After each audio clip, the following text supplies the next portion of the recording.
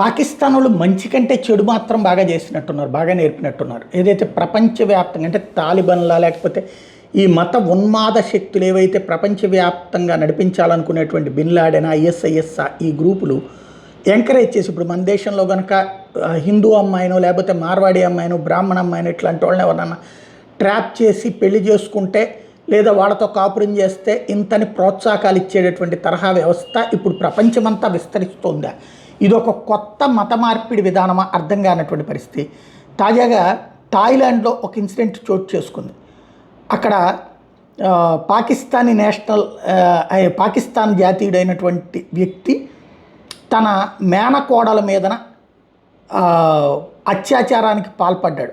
Already Pakistan నుంచి అక్కడికి వచ్చి సెటిల్ అయిపోయినటువంటి వాళ్ళు.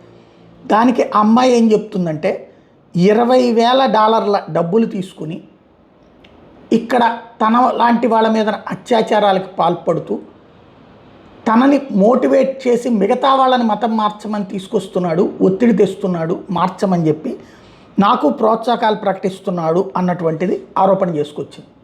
దాంతో ఇప్పుడు ఇట్లాంటి వ్యవస్థ అంటే అన్ని దేశాల్లో కూడా ఇలాంటి వ్యవస్థలోని ప్రోత్సహించే టీమ్స్ లైక్ ఖతార్ నుంచి డబ్బులు తీసుకునేటటువంటి టీమ్స్ పెరుగుతున్నాయి అనేదే సందేహం.